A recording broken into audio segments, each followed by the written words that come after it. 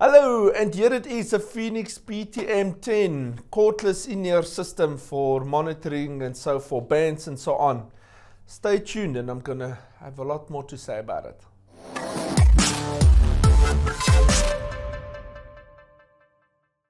Yes, I know it's been a while. I always say it's been a while, but I really do have a job as well, running my company and that, and doing all the events we do and so on. But there's one thing that's been changing lately quite quickly. It's that more and more artists want in-ear monitors. So more and more people don't want all the monitors in front of them. They prefer the in-ear monitors. And of course, everybody always laughs, why do they take the one off? But yes, there's obviously some pros and cons. One of the pros is less monitors on the stage, less noise on the stage, and less things that pick up easily feedback on all your mics and so on, that you don't have to worry about ringing out all the time. Although you always should still EQ your sound on stage as well, so that the artist feels, great. Most people always think about the mains and forget to really do effort as well for the guys on stage in-ear. Now there's two ways of doing this, but one is of course you have a big stage and you put these units on, and that's great. But more and more people also move with their own setup.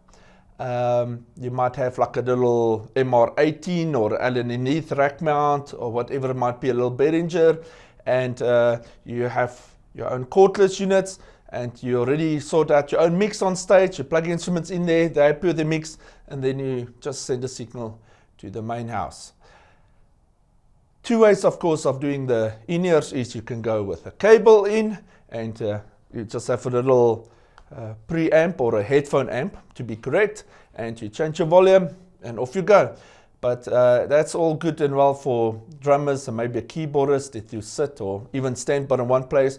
But often you want to move around, especially for the guitarist one, if he moves around a lot in that, he doesn't want that extra cable running too, and of course the lead singer in front. So we go cordless. Now you guys know out there that cordless units can cost a lot of money. Yeah.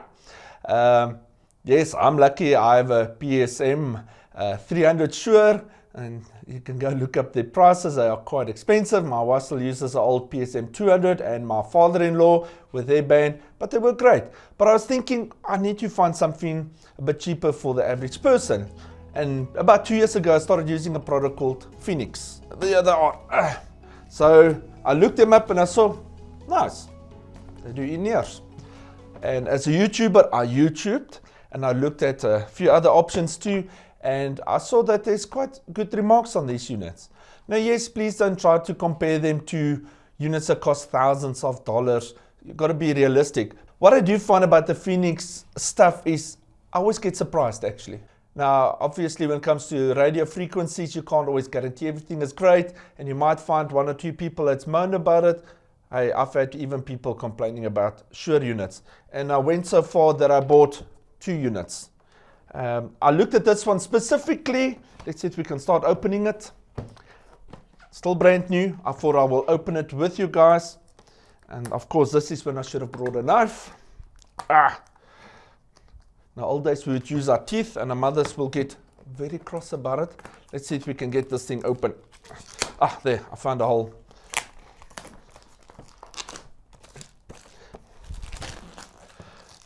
So this is the PM10,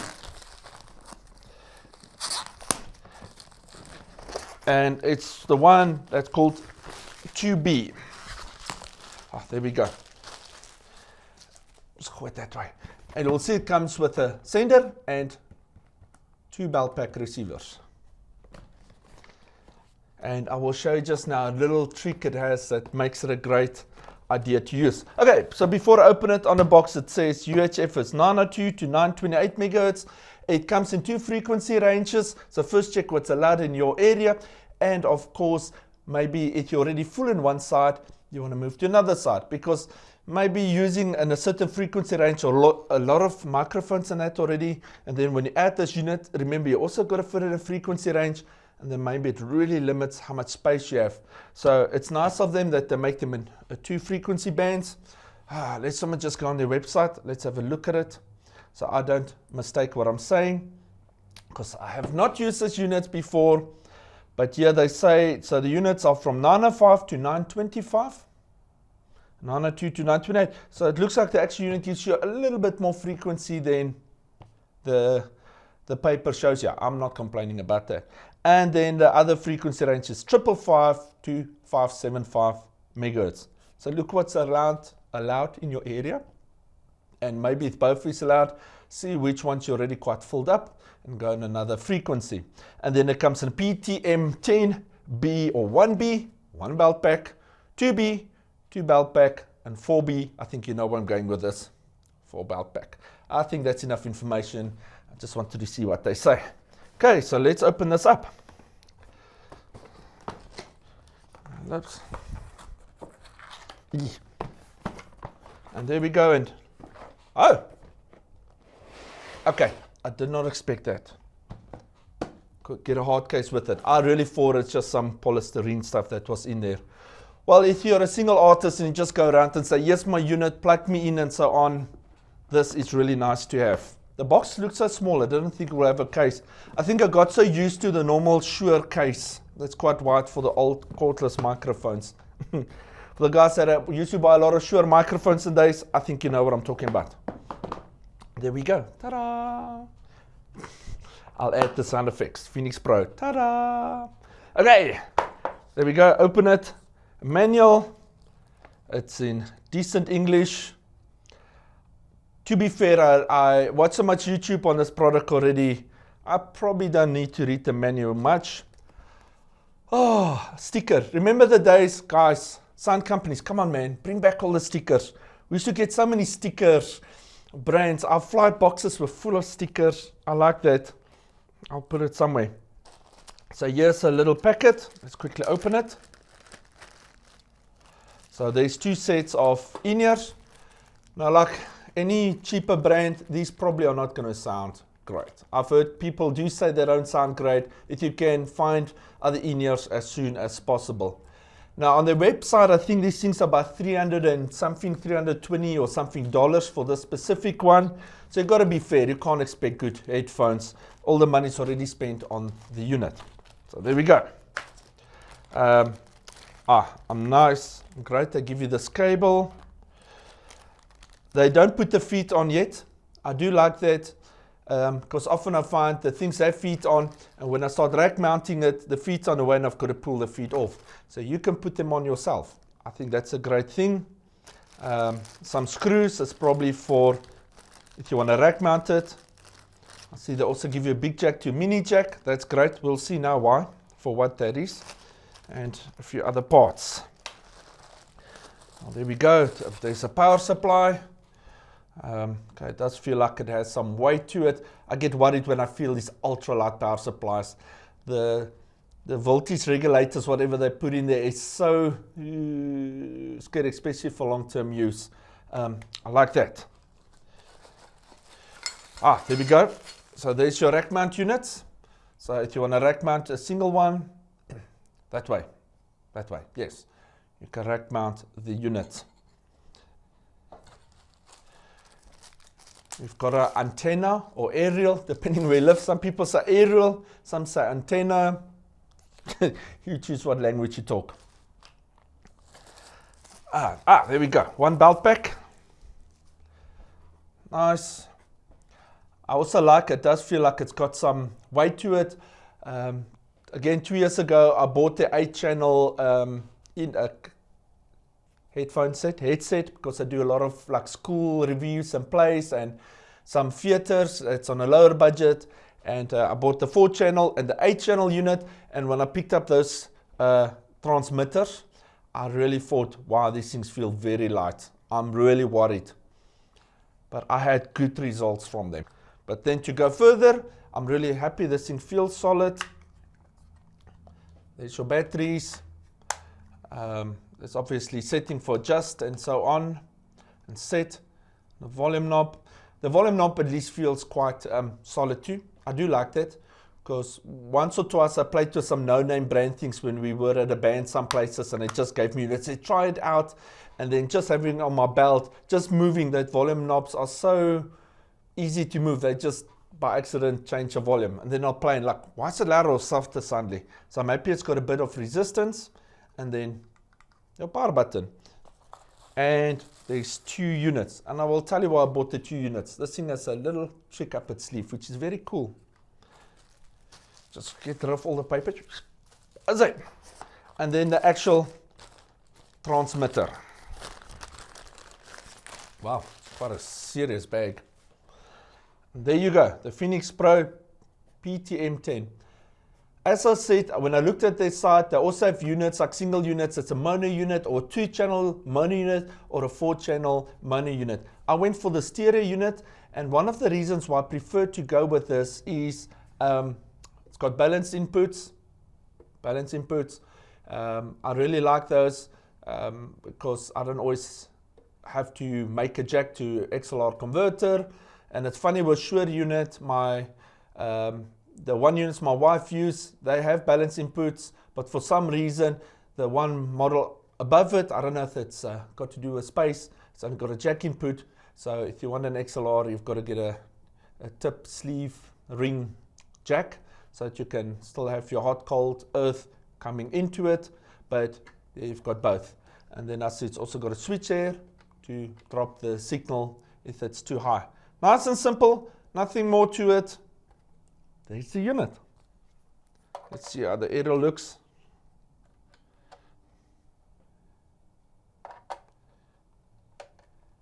Sits nice and tight. I like that it's quite stiff, it's tight. Sometimes I buy the units that aerial goes, so this is quite tight, good for you guys. And there's some set and power buttons. Now, the reason I also bought this unit, I thought it had a nice function is, yes, I've got 2 units. I plug in left and right, a here left and right, a here left and right. 2 people hear the same thing. But I can also use this as a 2-channel mono unit. Hence why I bought 2 units. I like that option. So you can either use this left and right, or in this case I see right as mono, so if you only plug it in there, I will take it that it plays into both sides in your ears. But let's say I want to make it 2 channels mono, I plug in channel 1 and channel 2. Then I go to the unit and I pan the one left and I pan the one right. So now I hear only channel 1 and I hear channel 2. But now the most question, or what people often ask, and I just had to double check that as well, is, but then I can only hear left in my one ear and right in my other ear. Even if you pan them left and right, you can still put it in mono mode on the headphone outputs. So if I put it on mono left, I will only hear the left channel, but in mono, so I'll still hear it in both ears. Mono right, I will hear it in both ears. Bah! That's a cool thing. So and that's the reason why I bought 2 units. So if I'm going to maybe put it in my hiring version or in my father-in-law, then bands playing and so on, you have an option. 2 channels, stereo, or 4 channels, mono. How's that? So yeah, I'm going to try that out. Before we get to those, in case you wonder why I got this cable with it, this can then plug your aerial out if you're going to rack mount it, and you can link it into the front part, and then you can plug the aerial in front. So if it's rack cased, the aerial's not like in the back and hidden on anything. And then the only thing I'll have to figure out, and they never give that, no, I don't see it here, is if I want to put 2 units on the same list, I don't see any plate in that to link them together. What I usually just do is when I put the 2 together, I just make a thin plate that I put across, and screw them in to hold them. But it doesn't look like it comes with that plate. Most people sell them separate. I see nearly everybody starts doing that. I've got a 2-channel AKG handheld microphones, and the same. When I put the 2 together, they give you all the brackets to put one, but for some reason, when I put 2 together, you don't get that plate. So I don't know why that's become a thing, but it's a thing. So there you go. How's that? 2 units, sticker, and just in case you want to know, there I use KZ in-ears. There's my in-ears. I prefer to use these. These are like $50, and they actually sound great. You get more expensive ones, but the KZ10 Pro or something like that, they have so many brands, it's crazy. You can go quite expensive, but on a budget, those things sound awesome, especially for the price. Yes, so I'm going to test these out tomorrow. I'm playing at my local church. Our band plays there, and I will see then what I think they sound like and so on. So let's use camera magic and jump to tomorrow. And here's the setup. So I've got the MR18 running the whole system and so on. And there I plugged in my unit. We will try it out later when the rest of the people come, and we are going to do a sound check hopefully and so on. The frequency it's on at the moment seems to have no interference with any of my other stuff, but none of my other stuff is on this frequency, so it shouldn't give us a problem. There's my wife's PM10 she still uses. The only sad thing about it is it uses 9-volt batteries, so you've got to often get 9-volt batteries, and they're definitely not cheap anymore.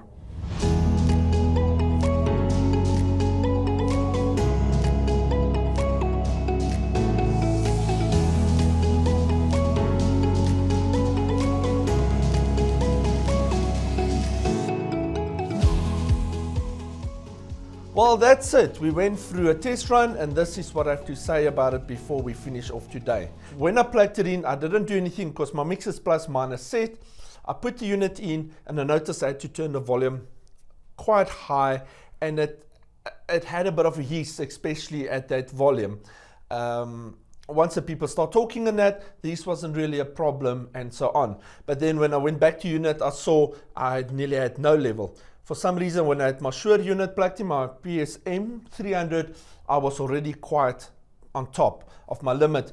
So just remember, when you use these units as well, make sure you get the volume quite a bit up, because once I at least got to about half the level it can go, I could have probably pushed it more, but we didn't have time to really fine tune. Then suddenly the volume I got into here was tremendous. It was great. I had more than enough volume, and even the kick came through clearly, so it was nice. I could pick up my kick very well, and I still had quite a lot of headroom. Like I said, on the gain input, it was at about half, and yet I could turn this down to probably about half, and there was more than enough in my ears. So I'm happy with the volume I got out of it. And like I said, if your volumes are low, or when you just put it on, I do have that slight background hiss. You hear the shh a bit more than my Shure. But once we started operating and people are singing that, it didn't distract me at all. So I'm very happy about that. And the last thing, because I know people are going to ask that, hopefully it's the last thing, is how many of these units can you put in each bandwidth? Because remember, we've got the 500 megahertz bandwidth and the 900 megahertz bandwidth. And according to their site, 4 per bandwidth. I think I must just check. One of them maybe I've said 5, if I remember right, but let's say 4. Now, generally, like I said, I don't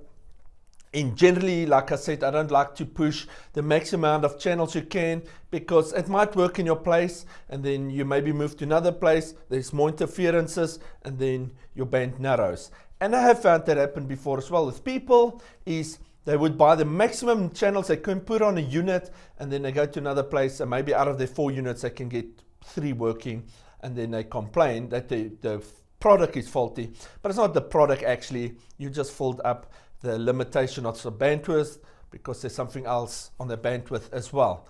So I will probably end up getting myself 3 of these units. I will definitely get more of these units. I'm very happy with them for the price they are. Yeah, you can find more mistakes, but I'm not here to find pick every little mistake. I'm just looking for the average consumer and semi-pro. I would use this with my main singers that I work with, or rent out for, because I think they will definitely be good enough. Just make sure that you get quite decent headphones to plug in. Use, like I said, the stuff that comes with it is usually so I probably will put a maximum of 3 of these units on a bandwidth. That gives me 6 channels if I run in mono. Brilliant. And I remember I talked about that adapter you got, the big jack to mini jack. You do have headphones out here that you obviously can just probably listen for some reason if you want to. You can use that as well, and it has the adapter. Obviously, if you have a mini jack, you can plug it out there too. I think that's helpful too. Maybe you do get into a place where there is just too much frequency issues, that your unit's not working nice, but hopefully if you can then get this close to you, you can still plug in the channel there, use this like a headphone amplifier, go out headphones, put it by you. It's also maybe a way to have a backup on it. Well, I hope we said enough on this unit. I was quite excited to get the unit, and I'm happy I did, and I will definitely get more of them. Well, that's all I have to say about this product, and being a good YouTuber, I'm going to ask you all, to please like the thing and subscribe, and people hopefully enjoy it and they just share the like and so on with me. I would really appreciate that. If you haven't subscribed, please do. It's nice to see the numbers grow, and yes, and just if you have anything to say about the product, or you've used this product before, put it out there, put it in the comments. I'd like to hear what you have to say about it. Till next time, see you again.